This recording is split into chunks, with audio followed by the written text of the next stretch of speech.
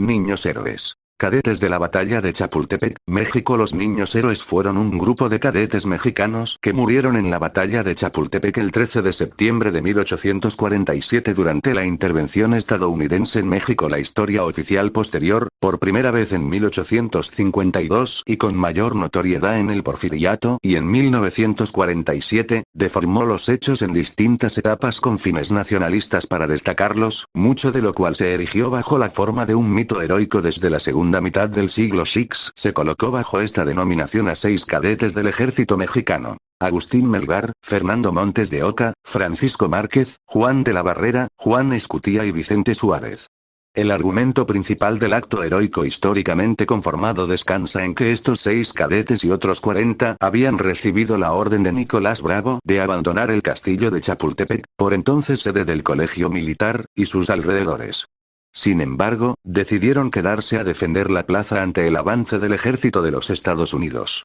Diversos pasajes de ese relato se han colocado en el imaginario social como hechos auténticos sin tener sustento histórico alguno, entre los que se cuentan la participación de los 6 cadetes en el hecho de armas, de lo cual solo se tiene plena certeza en el caso de Melgar, Montes de Oca y Suárez.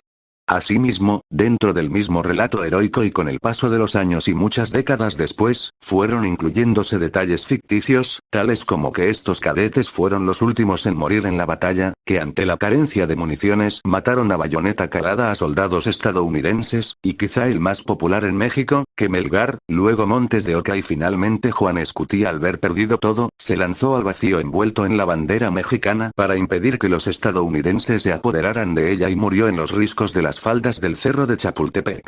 Investigaciones de 1947 hechas por el ejército mexicano, las cuales carecen de respaldo documental público y de protocolo científico, identificaron 7 cráneos en los llamados ahuehuetes de Miramón como los de los cadetes, los cuales fueron colocados por medio de ceremonias oficiales en el altar a la patria, un monumento en las faldas del castillo, junto a los del coronel Felipe Santiago Xicoténcatl. No existe una certeza científica de que estos restos pertenezcan, en efecto, a los cadetes.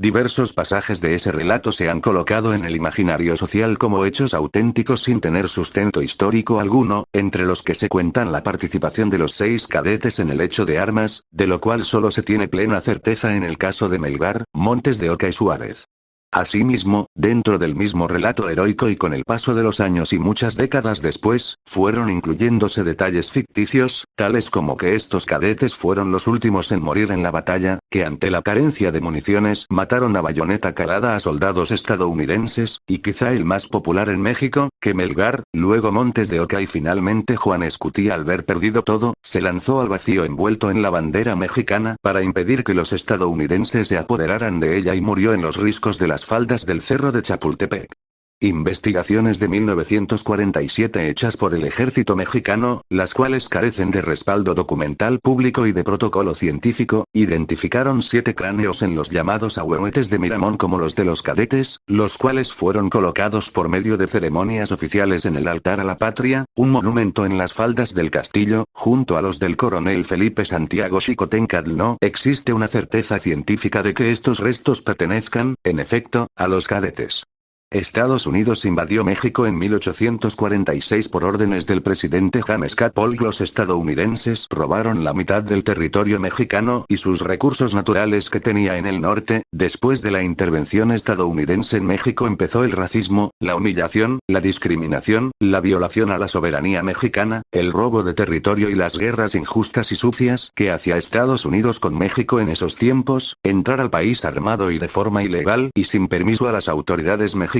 y por último la falta de respeto a los derechos humanos en Estados Unidos. Hasta la actualidad Estados Unidos sigue viendo a México como un objetivo fácil de invadir y otros países están de apoyo de México en contra de Estados Unidos. Recuerden que no importa si los gobiernos o los políticos de Estados Unidos son del Partido Demócrata o Republicano, de todas maneras gringos son gringos y siempre van a ver a México como un país con mucha violencia, inseguridad, narcos y pobreza extrema. No saben cómo es México en realidad y lo ven como un objetivo fácil de invadir. Podemos acabar con los estadounidenses y que el país norteamericano se divida por partes, lo mismo como hicieron con Alemania, Corea y Vietnam desde la Segunda Guerra Mundial hasta la Guerra de Vietnam.